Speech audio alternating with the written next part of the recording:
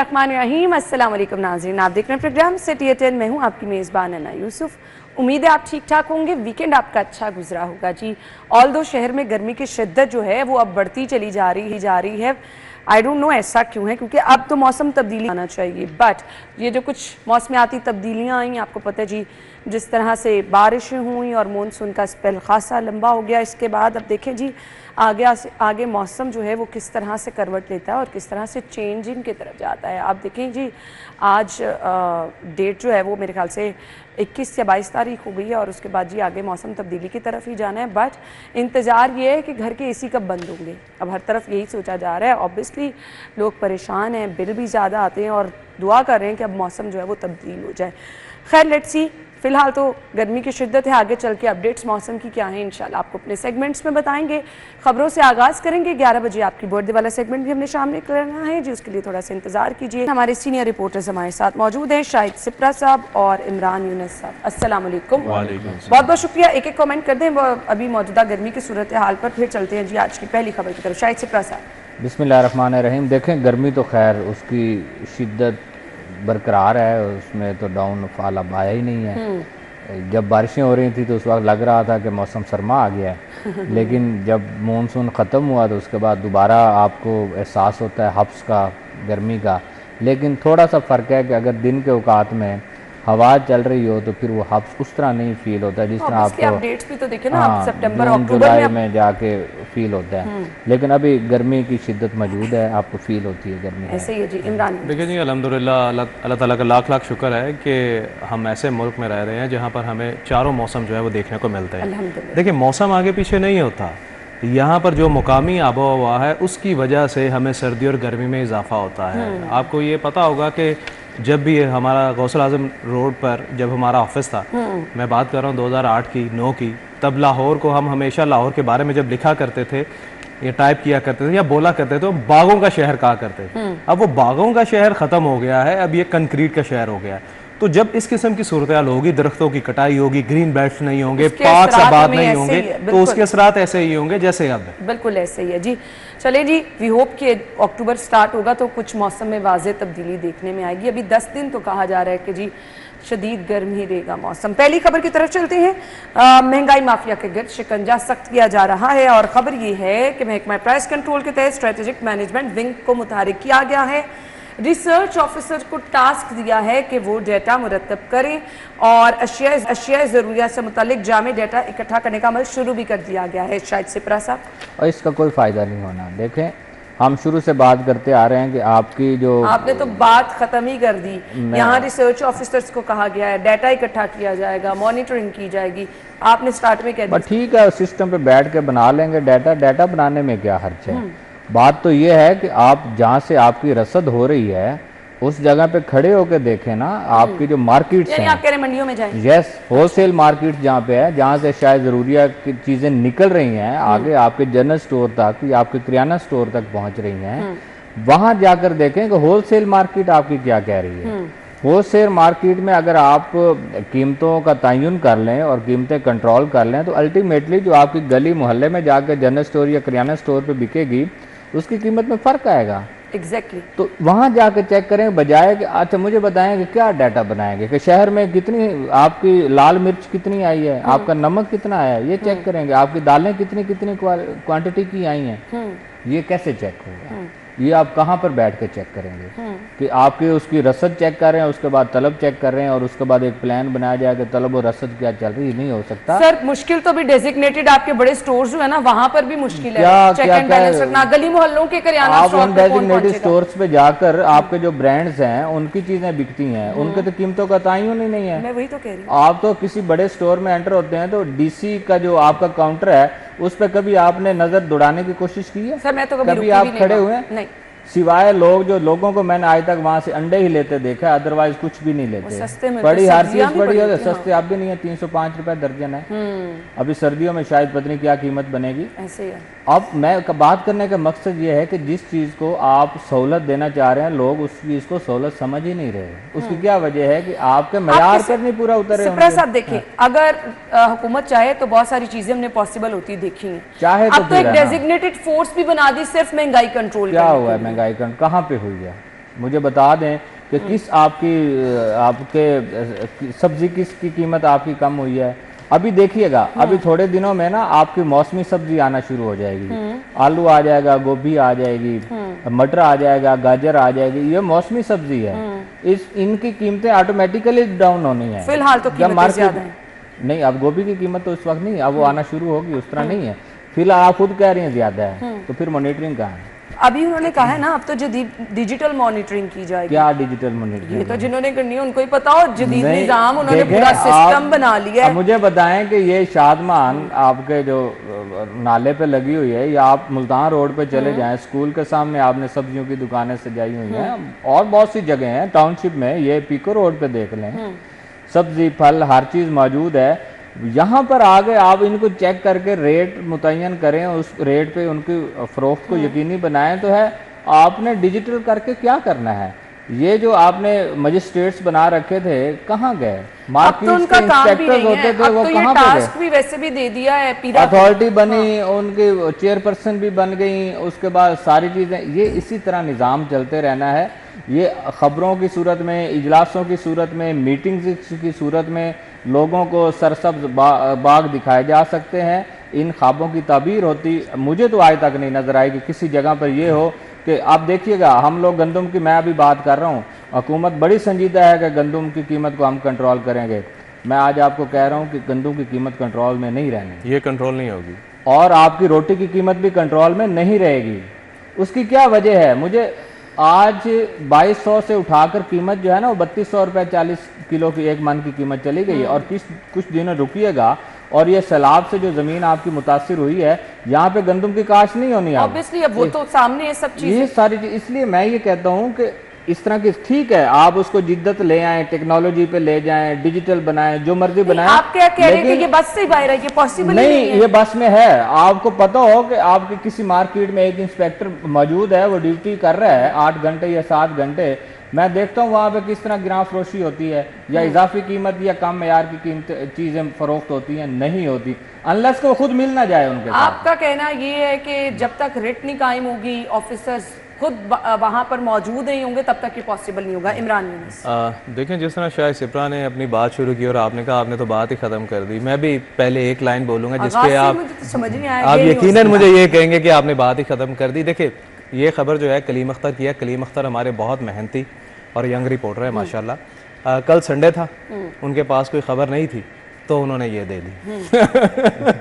अब इससे ज्यादा मैं आपको क्या बताऊं? संडे को हम ये भी देखते हैं कि लोग शॉपिंग करने में बड़ा जाते हैं। मैं आपको नहीं, वो आप बात ठीक कर रहे हैं, पॉलिसी का बनी होगी तो उस बेचारे ने खबर दे दी। मैं आपको बताता हूँ। देखिए, कलीम ने अपनी खबर में मेंशन ये किया कि महकमा प्राइस कंट्रोल का जो स्ट्रेटेजिक मैनेजमेंट विंग है वो एक्टिव हो गया।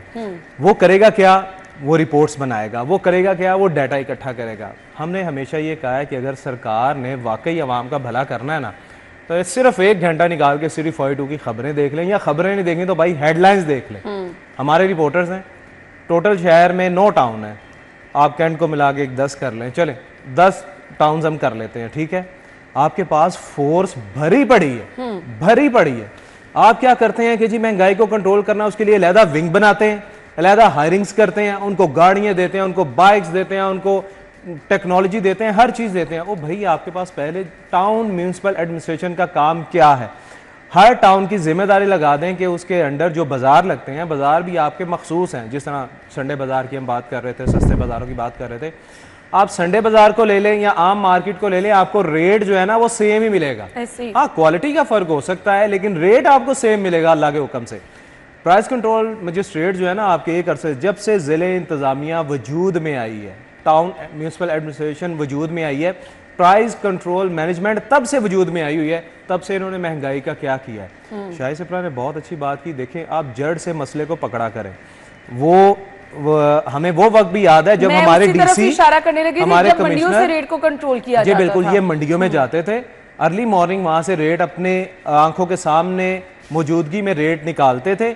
उसके बाद मार्केट में जाके प्राइस कंट्रोल मजिस्ट्रेट्स को कहा जाता था कि भाई ये आज का रेट है, इसके तहत आप कार्रवाई करो। आपका डिजिटल सिस्टम नहीं फॉलो किया जा रहा डिजिटल, अच्छा आप चलें, डिजिटल सिस्टम आपकी हुकूमत पंजाब ही एक ऐसा डिजिटल सिस्टम लेकर आई थी कि अगर आपको कहीं महंगी जगह मिल रही है तो आप जो है कंप्लेन कर दें।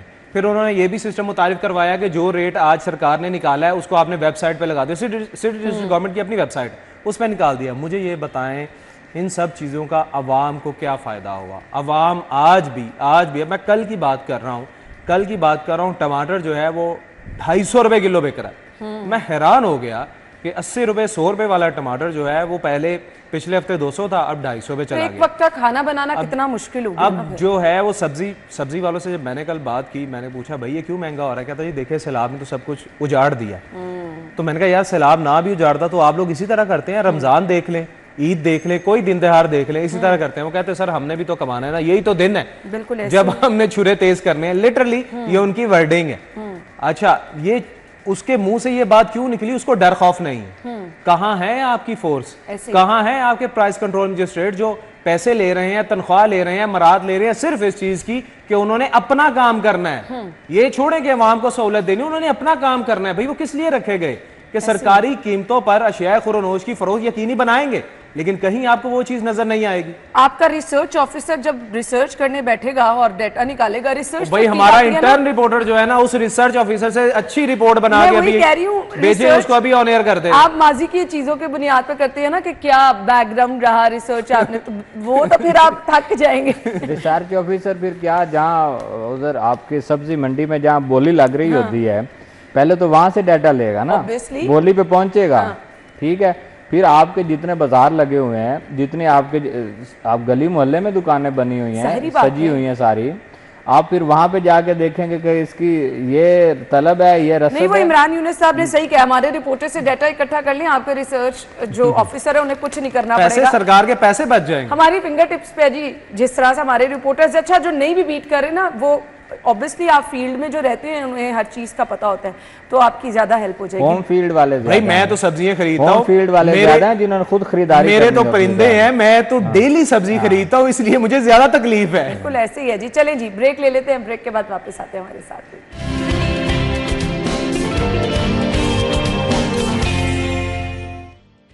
Welcome back once again. खबर ये है, स्मार्ट वेस्ट मैनेजमेंट सिस्टम, क्या वो डाइटिंग करके स्मार्ट होगा?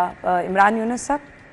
देखिए जी, स्मार्ट वेस्ट मैनेजमेंट सिस्टम के हवाले से हम आपस में बात कर रहे थे और उसमें ये कहा जा रहा है कि 5 रंगों के कूड़ादान जो हैं वो इस्तेमाल होंगे। यानी वो जो अभी कंटेनर हमें बाहर सड़कों पर नजर आते हैं ग्रीन कलर के, वैसे तो नॉर्मली ये हॉस्पिटल्स में आपने देखा होगा मुख्तलिफ बास्केट्स पड़ी होती हैं, कलरफुल बास्केट कि आपने उसमें जो है ब्लड वाले जो कॉटन्स है वो इसमें फेंकनी है, सिरिंजेस इसमें फेंकनी है, ये इसमें।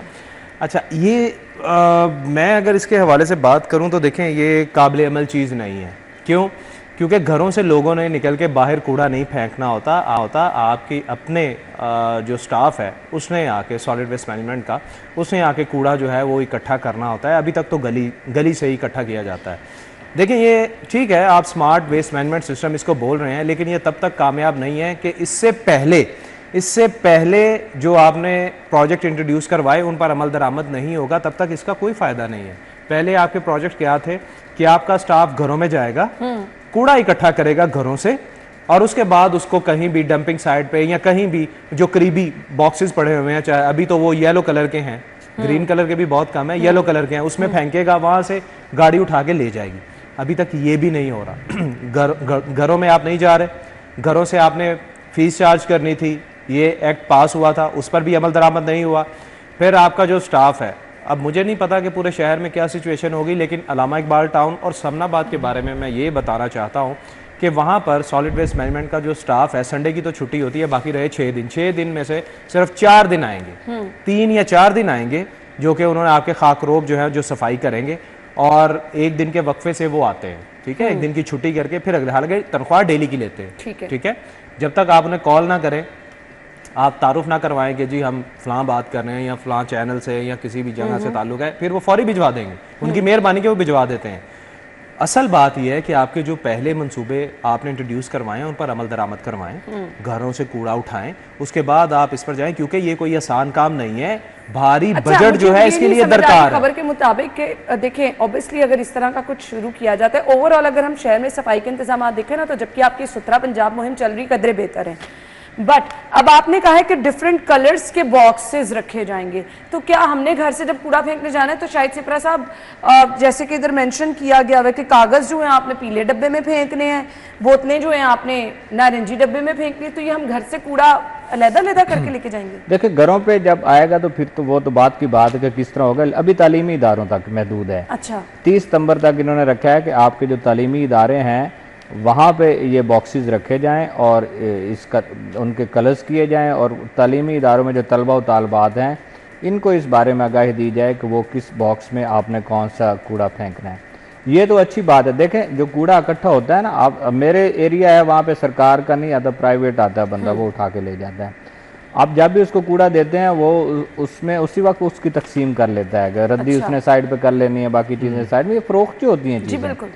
अब रद्दी अलहदा हो जाए वो भी फ़रोख्त होनी है, कांच जो है वो भी फ़रोख्त होनी है, आपका लोहा की कोई चीज़ है, लकड़ी की कोई चीज़ है वो भी फ़रोख्त होनी, ये अलहदा अलहदा हो जाए तो ये है तो बहुत अच्छा प्रोजेक्ट। अब तालीमी इदारों में पहले शुरू होगा, 30 सितंबर उसकी डेडलाइन दी गई है कि उस वक्त तक इनको रखा जाए, उसको शुरू किया जाए।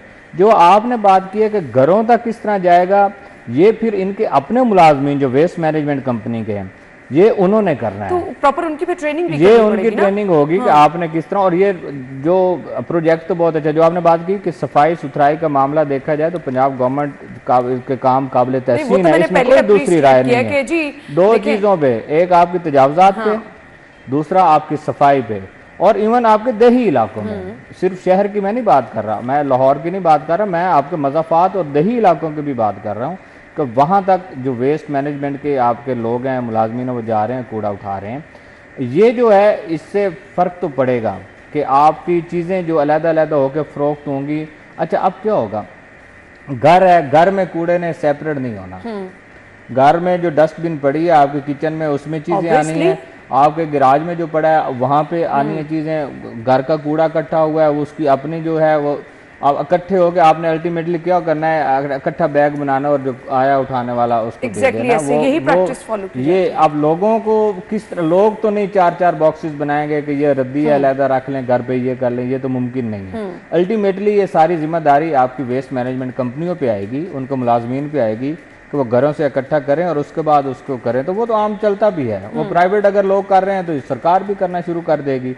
लेकिन अब देखते हैं कि इब्तदाई तौर पर स्कूलों में नाफिजुल अमल ये होने जा रहा है। ये बड़ा ऑर्गेनाइज तरीका है, इसको प्रोलॉन्ग करना, और एक आधे महीने की प्रैक्टिस तो नजर आ रहा है ये कर लेंगे वो तशहीर के लिए, बट इसको प्रोलॉन्ग करना बहुत मुश्किल है क्योंकि ये इसके लिए प्रॉपर आपको एक डेजिग्नेटेड टीम रखनी पड़ेगी, अपनी टीम की ट्रेनिंग करनी पड़ेगी।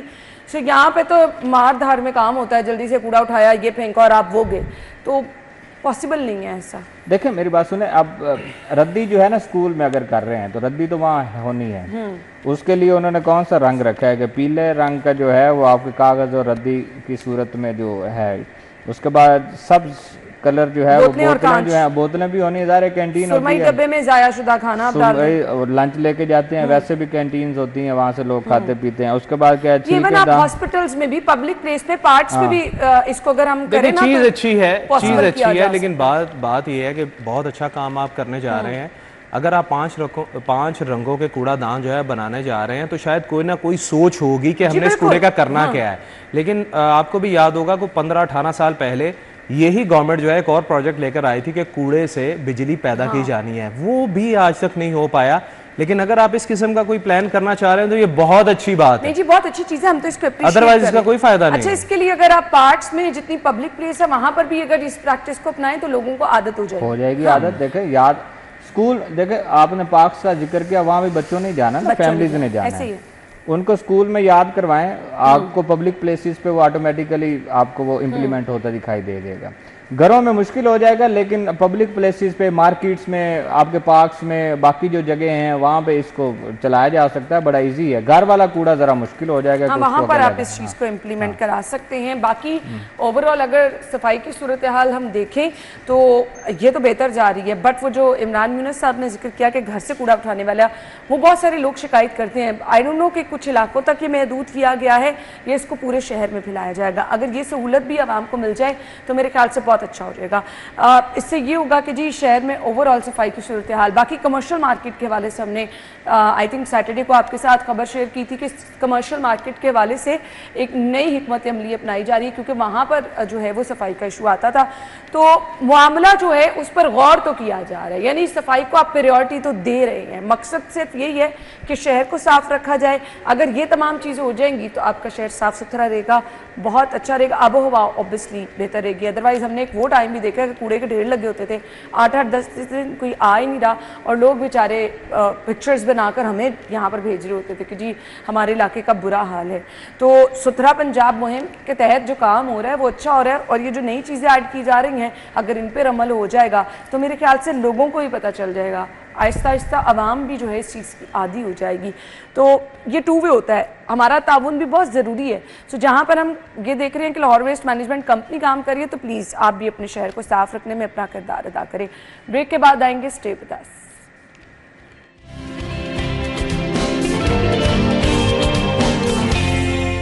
एक बार फिर से आपको खुशामदीद कहेंगे। थीम पार्क के मुतासरा घरों का सेफ्टी सर्वे किया जाएगा।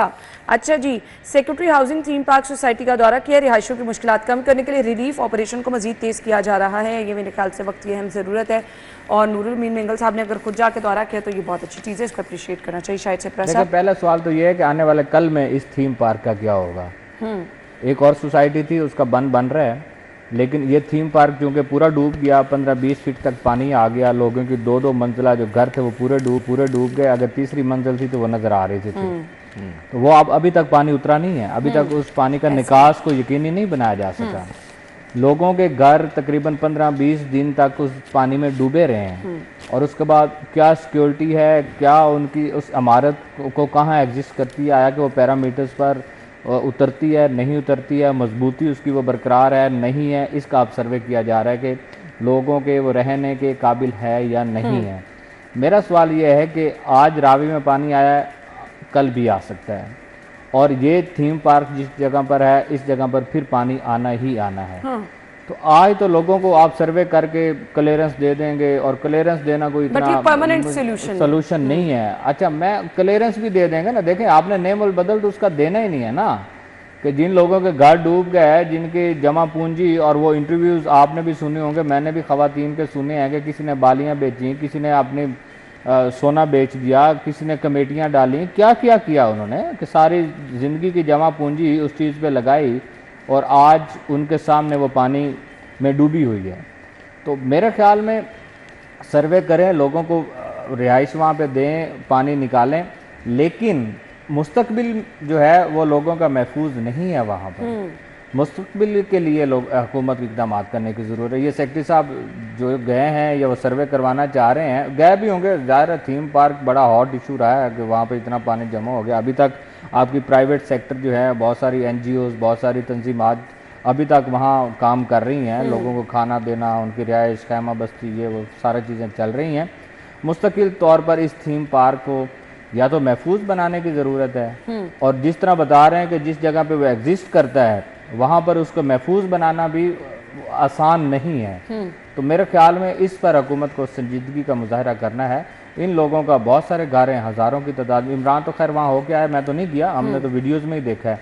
तो वो लोग जिनके घर डूबे, जिनका सामान ज़ाया हो गया, ये सारी चीज़ें, सामान भी आ जाता है, बाकी चीज़ें भी हो जाती हैं, मुश्किल वक्त भी गुजर जाता है, लेकिन अपनी छत जब चली जाए ये बड़ा मुश्किल होता है। अच्छा जी, अभी तक क्योंकि मेंगल साहब खुद कह रहे हैं कि निकासी आपको मुमकिन भी किया जाएगा, यानी अभी भी वहाँ पे पानी है, और फिर घरों की मुरम्मत के लिए भी मुआवनत की जाएगी। अच्छी चीज़ आप ये कर रही हैं, but in the long run अगर खुदा ना खास्ता आने वाले टाइम में यही सिचुएशन दोबारा रिपीट होती है तो बार बार क्या घरों की मुरम्मत की जाएगी? अच्छा देखिए, चूँकि मैंने वहाँ विज़िट किया और कवरेज भी की, तो आप यकीन जाने कि आपको तो पता है कि हमारे इलाके में अक्सर पानी आता है, और मेरा घर जो है वो हर बारिश में जो है वो डूबता था। लास्ट ईयर दुख समझ सकते हैं। लास्ट ईयर मैं आपको एक छोटी वाकया सुनाने लगा हूँ। लास्ट ईयर ना, अच्छा मेरे घर में पानी आता था, मैं कहता यार कोई नहीं, सारा इलाका डूबा है, लेकिन लास्ट ईयर ना जब मेरे घर में पानी आया मैं रो पड़ा। आप यकीन जाने मेरे बर्ड्स मर गए उसमें, मेरे परिंदे जो है वो मर गए, फिर वो घर का सारा फर्नीचर जो कि मैंने नया लिया था, पूरा घर मैंने रेनोवेट करवा के नया फर्नीचर लिया, और जब वो डूबा ना लास्ट ईयर आप यकीन जाने ना मैं रो पड़ा और मैं छुप के रोया कि कोई देखे ना। खैर वो सारी फिर खैर निकला पानी सारा कुछ, लेकिन जब मैं थीम पार्क गया ना, आप यकीन जाने दूसरी बार पानी दे के मैं वहाँ रोया। मैंने छोटे छोटे बच्चे देखे, मैंने ख़वातीन देखी, अल्लाह माफ़ करे उनकी जो कंडीशन थी, मैं बहुत परेशान हुआ उस चीज़ को देख के। अच्छा चलें ठीक है, ये तो सारी चीज़ें वहाँ मुखैर हज़रात भी हैं, सरकार भी डेली बेसिस पर जा रही है, आपकी टाउन म्यूनसिपल एडमिनिस्ट्रेशन, LDA, वासा, टीपा, सब इदारे वहाँ पर मौजूद है ना। आप सब्ज़ादार में रहती हैं, भाई जो है वो शादमान में रहता है, मैं इकबाल टाउन में रहता हूँ। हम अपने घर के बाहर एक छोटी सी दीवार बनाने की कोशिश करें ना, हमें नोटिस नहीं आता, वो दीवार गिरा दी जाती है। ऐसे ही है।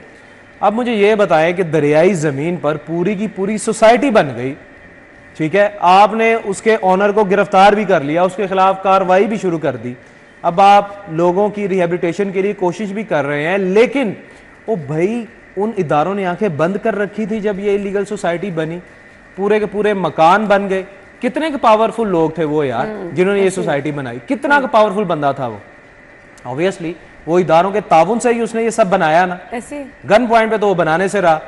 अब लोग बेचारे जिनके वाकई नुकसान हुए हैं वहां पर, उनका ज़ाला ठीक है आप करेंगे, वो छोड़ें भाई, मुस्तकबिल में ये चीज़ दोबारा ना हो उसके लिए कोई कार्रवाई करें। अब नूरुल मीन मैंगल साहब, मैंने उनको कल मैसेज किया है, मैंने कहा मैंगल साहब अगर आप ये एक प्रेस रिलीज जारी कर दें ना कि जिन अफसरान की वजह से ये सोसाइटी बनी है उनके खिलाफ गवर्नमेंट को रिपोर्ट भेजी जाएगी और गवर्नमेंट उसके खिलाफ एक्शन लेगी, वटेवर वो जितने मर्जी मजबूत और आला ओहदे पर फायज अफसरान है उनके खिलाफ इंक्वायरी होनी चाहिए और दोबारा वो किसी सरकारी जॉब के लिए अहल ना हो, ऐसी मैंने कहा सजा दें, फिर जाके इलीगल सोसाइटीज नहीं बनेंगी। हमारे यहाँ पर होता क्या है, हमारे यहाँ पर बाकायदा तौर पर गैर कानूनी सोसाइटीज़ बनती हैं, आपके इदारे क्या करते हैं उनको भारी फाइन करके उनको लीगलाइज कर देते हैं, या लीगलाइज नहीं करेंगे तो उसको कहेंगे यार बनाते रहो, ठीक है, हमारा मुंह भरते रहो, हमें हराम हमारे मुंह में डालते रहो। यही हुआ है कि आपके सरकारी अफसरान के मुंह में हराम डाला गया है, उन्होंने खुद भी खाया, अपने बच्चों को भी खिलाया, अपनी फैमिली को भी खिलाया और इसकी इजाजत दी है। तो देखिए कितने लोगों की खवातीन रोती रही हैं। देखें लाहौर में ना, जिनके फर्नीचर नहीं रहे, लाहौर में अपनी छत हासिल करना खुदा की कसम बहुत मुश्किल है। वाकई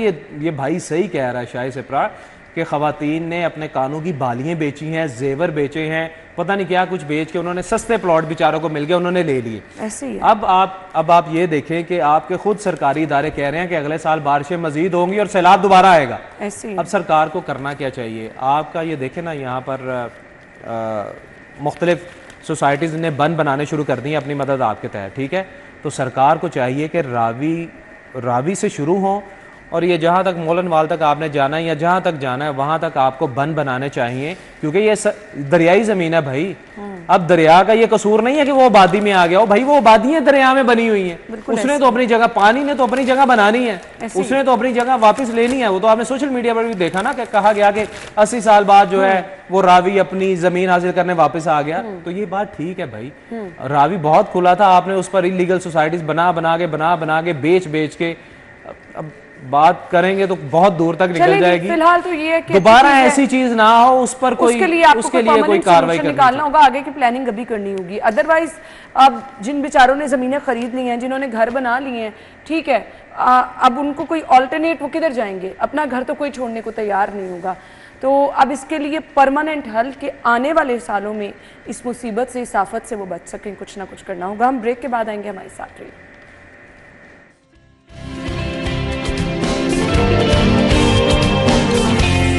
welcome back once again. So railway से खबर ये है, और रेलवे से तो कभी ऐसी खबर आई ही नहीं कि आमदन में इजाफा होगा। अब रूट तब्दील करके करोड़ों की आमदन जो उसमें कमी होने जा रही है। अच्छा जी, मुसाफिर ट्रेनों, मालगाड़ियों से मुकर्रर हदफ हासिल नहीं हो सका। 19 दिन के दौरान आमदन में 42 करोड़ रुपए कमी हुई है, एक बड़ी अमाउंट है जी। इमरान यूनुस साहब, देखिए जी, सालाना हदफ को 1 अरब और 60 करोड़ से ये पीछे है। अच्छा, मुझे हैरानगी हो रही है कि मैंने इसमें सफ़र किया है, मैं कराची गया था और मैं एक अच्छी ट्रेन में सफ़र करके गया, लेकिन मैं बड़ा हैरान हुआ कि आपके पास पैसेंजर्स भी हैं, आपके पास ट्रेनों में जगह भी नहीं है, उसके बावजूद कमी कहाँ है, कहाँ पर मतलब आपको रेवेन्यू जो है वो जनरेट नहीं हो रहा, और आप 20-20 हज़ार रुपया जो है वो एक टिकट दे रहे हैं। अच्छा जी, कराची की टिकट जो है, चूँकि हम जर्नलिस्ट हैं, हमें मैंने अब फैमिली की टिकट खरीदी तो 50% ऑफ के साथ लाइक हमें 10,000 रुपये की टिकट जो है वो मुझे मिली। मतलब 20,000 रुपये की आप एक टिकट चार्ज कर रहे हैं बिजनेस क्लास में, और अपर बिजनेस क्लास की बात नहीं मैं कर रहा, नॉर्मल बिजनेस क्लास की बात कर रहा हूँ कि 20,000 की टिकट है और जगह आपकी ट्रेन में मुझे नज़र नहीं आई। ठीक है, और फिर भी आप नुकसान में, कैसे आप खसारे में जा रहे हैं। अच्छा, एक और चीज़ मैंने देखी है जो कि इंटरनेशनली मैंने विजिट किए हुए हैं, दौरे किए हुए हैं।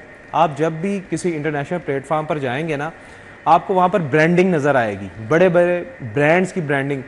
मैंने कराची जाते हुए और कराची से वापस लाहौर आते हुए किसी भी स्टेशन पर ब्रांडिंग नहीं देखी है ना। एक बड़ी वजह ये भी हो सकती है, आप यकीन जाने बाहर की ट्रेनें जो है वो आपकी पूरी की पूरी ट्रेनें ब्रांडिंग, ट्रेनों पे ब्रांडिंग होती है, जो स्टॉप्स है वहां पर होती हैं। हाँ, तो इससे लेकिन अच्छा मुझे खासा हमारे revenue generate कर मुझे लेते समझ नहीं लगी कि ये क्या कर रहे हैं। हालांकि ये रेवेन्यू जनरेट कर सकते हैं। हाँ, और मेरे ख्याल के मुताबिक जितनी भी कंपनीज एडवर्टीजमेंट पर खर्च करती हैं, अगर आप अपनी पूरा एक साल आप ब्रांडिंग की जो इनकम है वो साइड पे रखें और ट्रेन की किरायों की इनकम एक साइड पे रखें, तो ब्रांडिंग के पैसे आपको ज्यादा मिलेंगे। ओवरऑल एक मिसाल के तौर पे पीएचए को ही देख लें, अच्छे खासे पैसे जो है यहाँ से कमा लेते हैं वो। लेकिन ये चीज़ मुझे बहुत कम नज़र आई, और मैंने जो हमारे दोस्त है मैनेजर, उनको मैंने ये आइडिया दिया तो उन्होंने कहा भाई ये पॉलिसीज जो है ना बड़ों ने बनानी है। मैंने कहा यार जब से ट्रेन आबाद हुई है तब से आपने अब तक दिया होता तो आपकी ट्रेन कहाँ पहुंच जाती। आप ये बसों पे देखे, रिक्शों पर देखे, तशहीरी बोर्ड्स और ये चीजें लगी होती हैं। अच्छा, ट्रेनें तो भी पुरानी हैं। हाँ। ट्रेनें या तो ये हो ना कि आपने नई ट्रेनें जो हैं वो शामिल की हैं,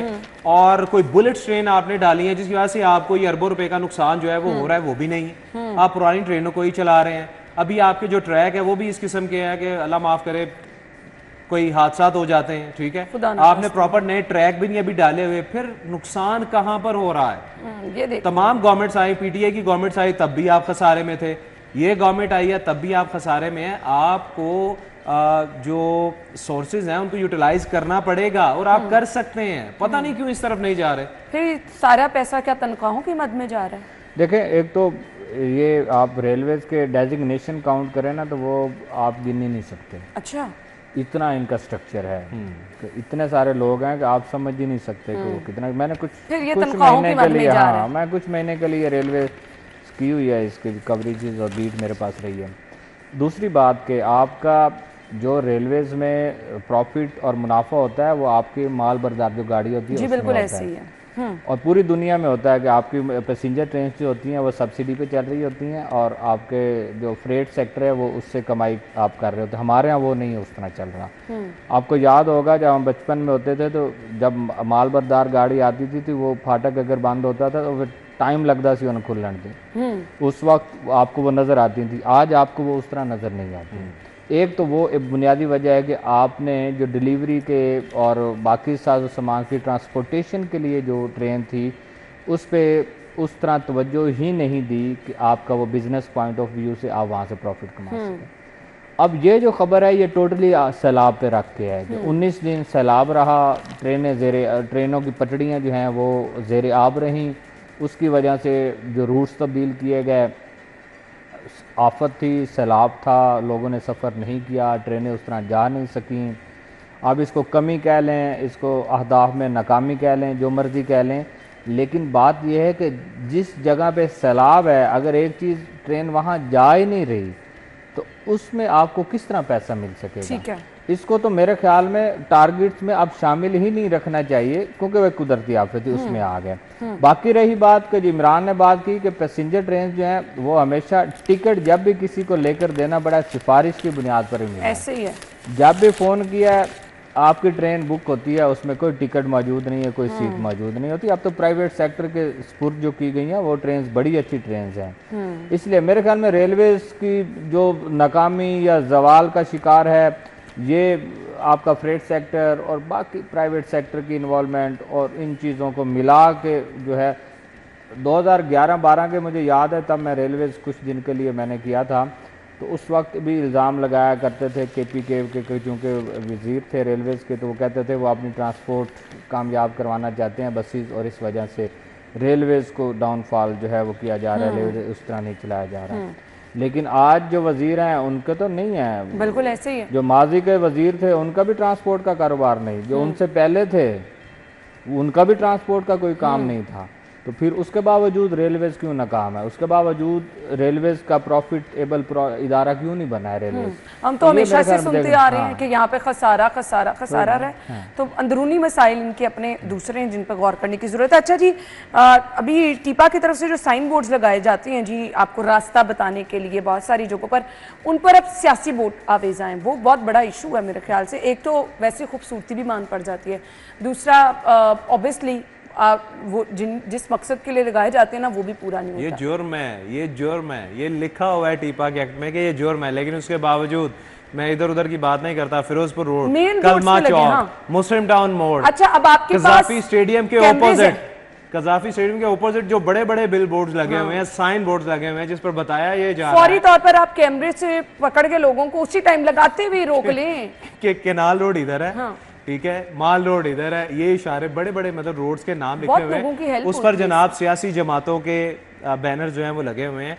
और हर दौर में सियासी जमातें जो है ना, ये स्पेशली ये जो एरिया है ना, जो माल टाउन मोड़ से शुरू हो जाए, माल टाउन से लेकर आप चले जाएं इचरा तक, माल टाउन से इचरा तक के जो मेन बड़े बोर्ड्स हैं जो कि पूरे रोड्स पे लगे होते हैं, रोड के दोनों साइड पे, उस पर हर दौर में हर सियासी जमात ने बोर्ड लगाए हैं और कोई पूछने वाला नहीं है। अच्छा अब ये इतने आसान भी नहीं, प्रॉपर आपको बड़ी कोई गाड़ी मशीनरी लेकर क्रेन से ऊपर लगाने पड़ते हैं। इदारे जो है ना, देखें इदारों की खुद मुख्तारी पता कब होती है कि मैं टीपा की बात करता हूँ, टीपा ने ये बोर्ड लगाए, अब वो चाहे टीपा के अंडर है, होते ही टीपा के अंडर है, टीपा के अंडर है, जब उन पर कोई भी सरकार अगर बोर्ड लगाने आई है, तो अगर आपका इदारा खुद मुख्तार है, कि अगर आप ये कहते हैं कि हमारे इदारे खुद मुख्तार हैं, तो खुद मुख्तारी ये होती है कि फौरी आएगा, वो ना सिर्फ वो उतारेगा बल्कि उस पर FIR का इंदराज करवाएगा। ये उसके एक्ट में, आप जाग भी रहे हैं, ये उसके एक्ट में है, लेकिन वो नहीं करते। क्यों? क्योंकि उन्हें डर है, उन्हें अपनी नौकरियों का डर है। और वाकई ऐसे होता है,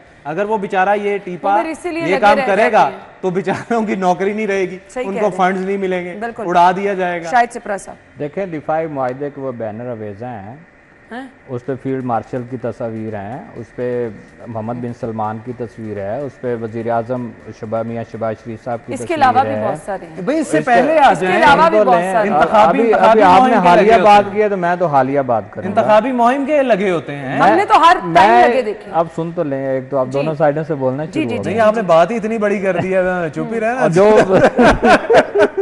आप फील्ड मार्शल साहब को ले जो लगे हुए हैं बैनर, मैं तो उनकी बात करूंगा जो मैंने देखे हैं। अच्छा ये और हमें ना कर देगा, हमने फुल स्टॉप लगा दिया। देखिए फिर आप जो बोले जा रहे हैं, जी अब हम मुकम्मल चुप हैं। नहीं आप बोले, जरूर बोले, ये आपका इस्तेहकाक है, आपने बोला नहीं। बात ये है कि मॉडल टाउन से इचरा तक का जिक्र किया, उन्हीं पे यही लगे हुए हैं जिनका मैं जिक्र कर रहा हूँ। देखें कवानीन अपनी जगह पे है टीपा के, कि वो कार्रवाई करें जिस तरह मर्जी करें। ये तो अपने लाइटर नोट पे मैंने बात की कि वो बैनर्स या फ्लैक्सीज किस चीज़ की लगी है, नो डाउट वो एक तारीखी मुआहिदा है, पूरी दुनिया में इस वक्त डिस्कस हो रहा है कि उससे आने वाले कल में पाकिस्तान के क्या हालात होंगे, सऊदी अरब के साथ किस तरह चीज़ें चलेंगी, ये इसमें कोई दूसरी राय नहीं है। लेकिन अगर आप उसमें ट्रैफिक रूल्स की या टीपा की बात करें, तो अगर जिस तरह इमरान कह रहा है कि उनके कवानीन में ये वायलेशन है, खिलाफ वर्जी है, तो मेरे ख्याल में टीपा को मुतारिक होना चाहिए। बिल्कुल 10 सेकंड है जी, थैंक यू सो मच। आपके दिफाई मुआहदों की तशहीर के लिए और बहुत सारी होल्डिंग्स हैं, थैंक यू सो मच जी, थैंक यू। ब्रेक के बाद आते हैं।